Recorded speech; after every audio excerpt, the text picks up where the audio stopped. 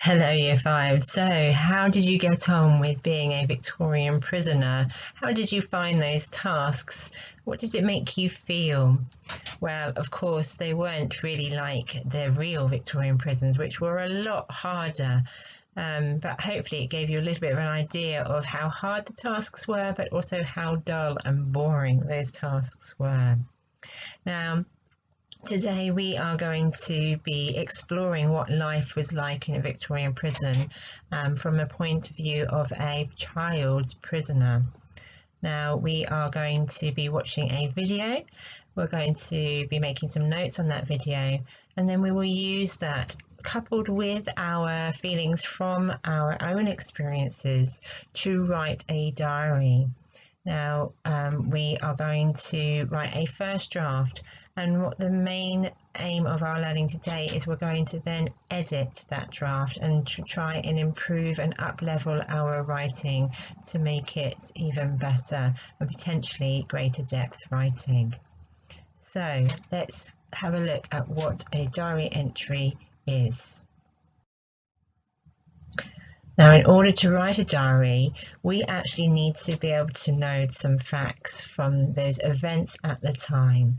So that's why we're going to be watching a video and gathering those facts, coupled with what we learned yesterday as well.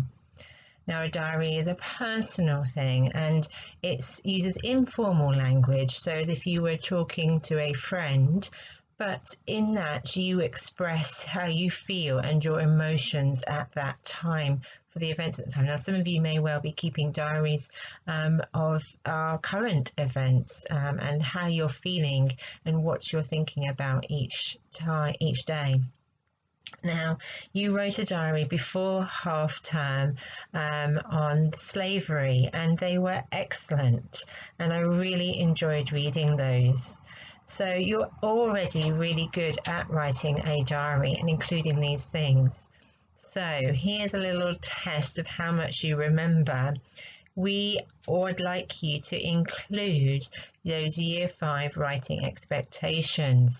So take a minute, pause the video and make a list, or if you want to, flip back to your previous learning and just remind yourselves of what are some of those Year 5 writing features. Off you go. Okay, Year 5, so what did you get? Hopefully you might have got some of these ones that you can see on my list. Now I've included, apart from the ones that you know already, the rhetorical questions you were great at using in your previous diary, relative clauses, frontal adverbials, you were brilliant at using in those. I saw some of you using some really good figurative language as well. Those similes, those metaphors, personification, they help to express those emotions of that character without telling too much. They show those emotions. Now, at the top of my list, I've included present tense. We need to make sure that when we are writing that we use the same tense throughout. And today our diary is going to be in the present tense. We're not going to be looking back on our memories as a prisoner. We're writing it at that time.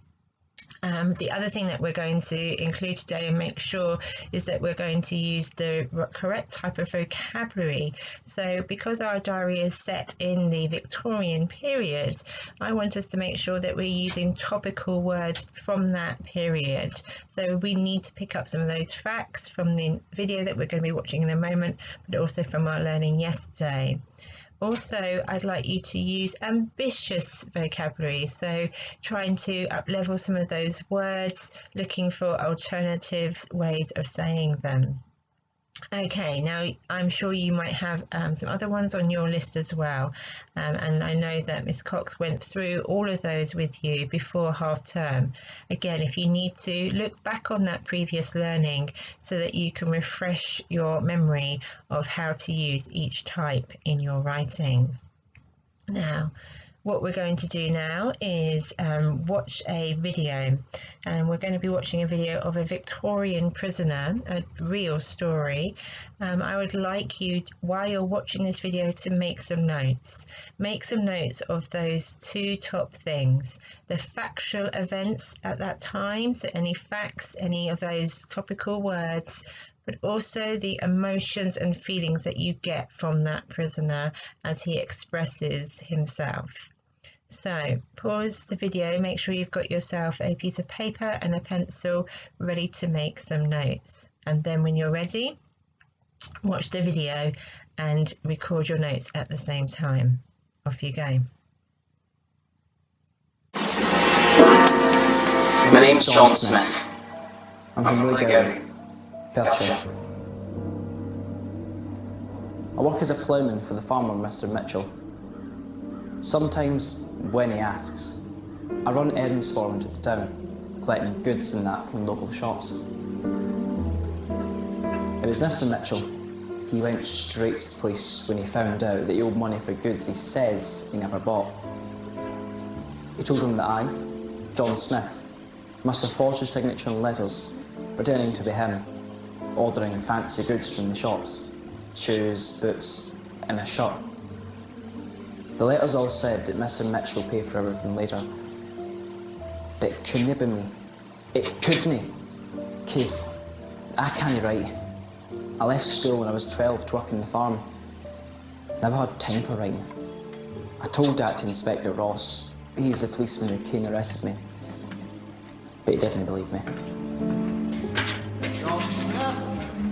The Victorians didn't really make a distinction in the early part of the 19th century between children and adults. They were just small adults, really.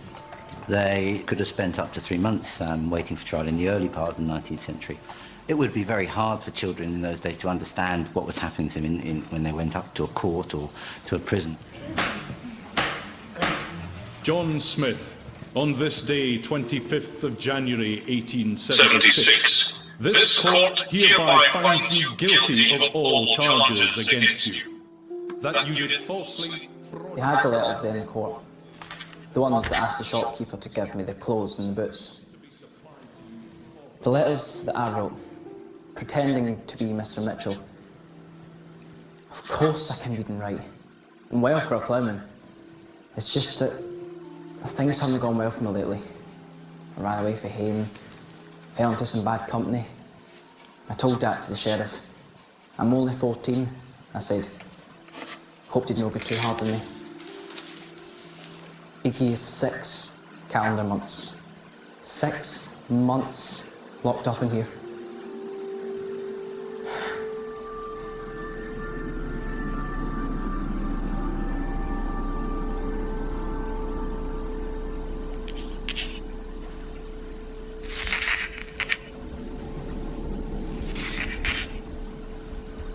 For hours every day I have to do this, separating the fibres and these old bits of rope. Picking oakum, it's called. It's hard in your hands, like, and it can cause terrible blisters. It hurts. But then again, I was a farmhand, so I'm used to grafting. They use the rough bits for sealing the joints in ships. I wonder where this will end up. Australia, maybe. There were a range of punishments that were used in prison. One of the most important was the silent system, which meant that the prisoner had to conduct all their daily activities in complete silence without talking to the other prisoners. The reason for this was that it was thought that it meant they wouldn't be able to corrupt or contaminate the other prisoners, and similarly they wouldn't be corrupted by them. It could be worse. If I was a year older, I'd be turning the crank. You just turn a heavy handle on a machine for hours and hours, and for no reason. It doesn't even do anything useful. It's just there to keep you busy. It seems stupid to me to have folk doing something useless, but I wouldn't dare to say that. Then again, I wouldn't dare to say anything. Mum went to talk. And it's a long day when you can't talk to anyone. They the Victorians would expect to use a philosophy of spare the rod and spoil the child. Fortunately, children wouldn't have to be punished in this way. Children wouldn't be put through the crank. But they would be whipped, and they would be birched, and they would have their food stopped. So there were pretty serious punishments for you as a young offender.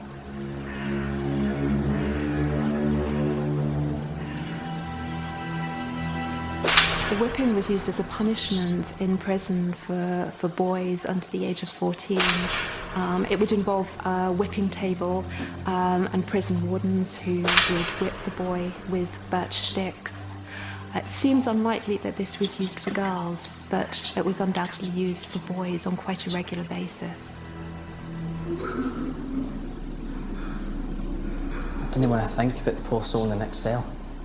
Just hearing his sobbing's bad enough. I'll keep my head down.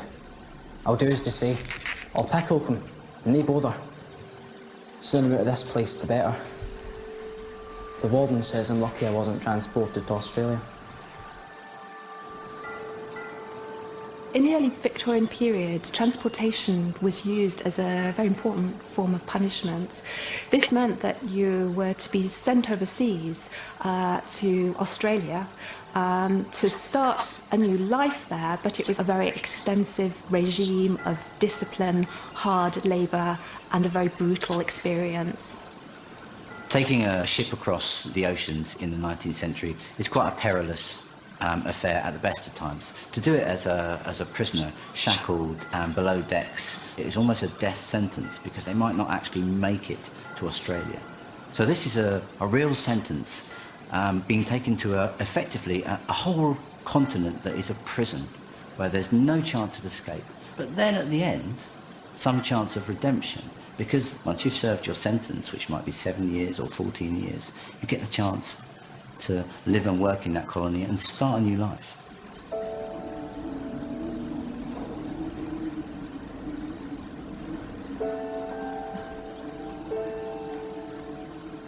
At least I'll be home by September and help me with the harvesting. This rotten place, it isn't for the likes of me. Once I'm out, I'm turning over a new leaf. I won't be back here. That's for sure.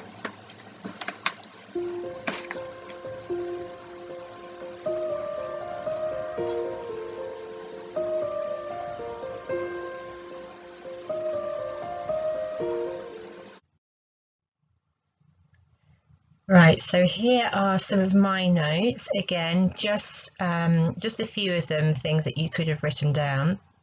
I've tried to put in some of those facts that I asked you to. So, for example, for hours every day picking oakum, and this is where you have to separate the fibres, and it could be worse, it could be turning the crank. But also in there I've included the emotions that John Smith was feeling at the time. So the fact that it could be worse, as soon as I'm out of this place the better, it hurts, it's hard on the hands. So a mixture there of facts and his emotions and feelings. So hopefully you've got some of those things down, if not maybe even more in your own notes. So we're going to take these now and write them in our first draft for our diary. So let's go and take a look at my first draft. Right, so here's my first draft of my diary entry. Now I know there's mistakes and there's things that I have included from the Year 5 writing list, but there are some things that I have missed out or maybe not done as well as I perhaps could do. But it's my first draft. Let's read through it and see if you can spot some of those mistakes and some of those things that I could perhaps improve on. Let's have a look. I begin with the date, all diary entries must, and set that scene of saying that it's 1876, day 35 of a 6-month prison sentence. My hands are shaking as I try to write these few words, and my hands are sore and I can barely hold this pencil. I want to write these words, and if I don't survive this ordeal, this will be all that is left of me. My mind becomes numb and my body aches with hunger and throbs with pain. Every day is the same. We're not allowed to talk, and if I talked, I'd be whipped or worse. My food would be stopped. The days go on. Although I count myself lucky. Every day I have to pick oakum. It's really hard and boring and makes my hands sore, and I have these blisters. But at least I have a purpose. It could be a lot worse. I could be turning the crank. Now, that is a really pointless job, where you have to turn a handle. It doesn't even do anything. It's just there to keep you busy. I'd rather pick oakum, just waiting until I can get out of here. Okay, so I have included some frontal adverbials with my commas afterwards. I have included some different conjunctions, although and but I've included quite a few, and that first sentence is really clunky. My hands are shaking as I try to write these few words, and my hands are sore, and I can barely hold this pencil. I wonder what you would use instead. I have included some topical words, so picking oakum, turning the crank. I have included some things that were factual, so if they were talked, I'd be whipped, or worse, my food would stop.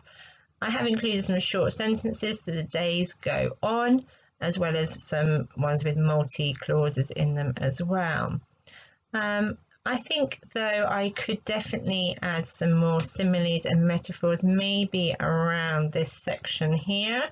And also maybe I need some more information here. What is oakum? What was the job that I had to do? Why did it make my hands sore and have these blisters? So I could expand my writing here. As well. I'm sure you've got lots of other ideas of how I could improve my writing.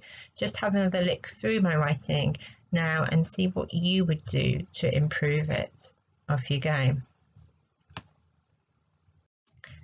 Right, year 5, so here is my piece of writing after editing, and what I really want you to see is the difference between this piece and my first piece, and that is because of all the edits that I have done. Editing is such a key stage of our writing. We can add things and change things, and it can really dramatically improve our writing. So let's have a look through, and as I look through, I would like you to be a little bit of a detective and hunt out those features that I have used to change my writing. And hopefully you'll see that by doing that, I have made my writing more exciting to read, but we also get a better understanding of what this character is going through and how this character feels about that. So with your detective hats on, let's go through now and have a look and see how I've changed it. So I've kept the date there. Sitting here in the dim light of the candle, while my hands shake as I try to write these few words. My thumbs and fingers are red raw, sore and burning with a searing heat. I can barely hold this pencil. Desperately, I want to write these few words. If I don't survive this ordeal, this will be all that remains of me. Hopelessness gathers close. A sad darkness looms over me like the rising fog on the cold, damp earth. My mind washes with numbness, and my stomach gnaws with hunger, throbs with pain.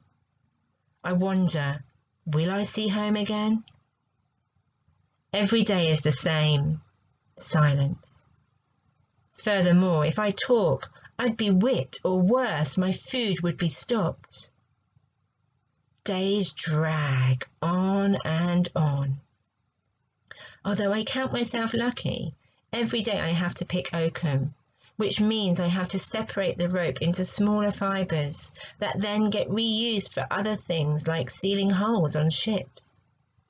Yet it is tough and mundane, and makes my hands intensely sore with these horrid blisters all over them.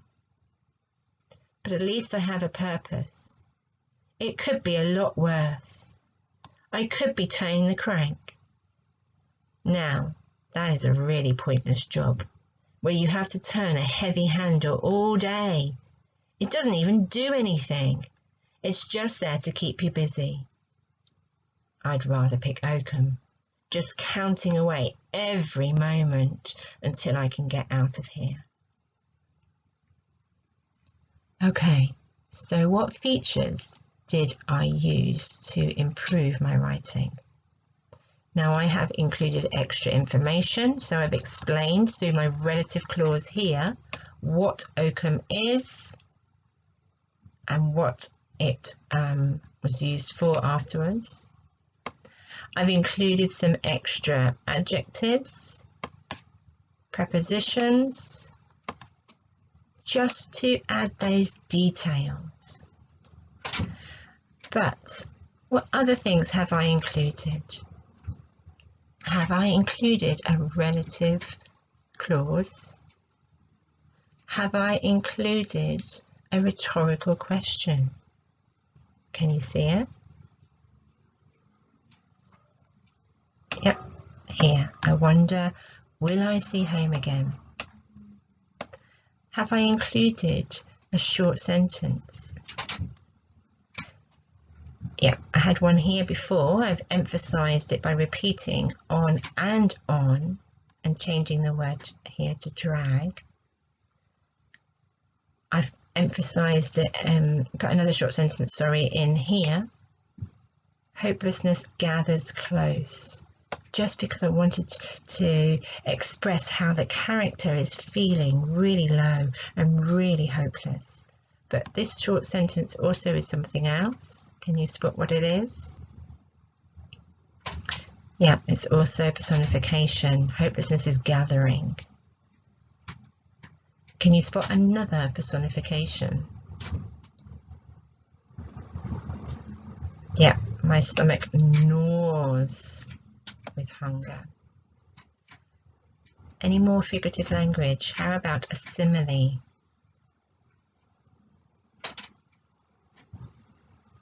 Yeah, a sad darkness looms over me like the rising fog on a cold, damp earth. Frontal adverbials.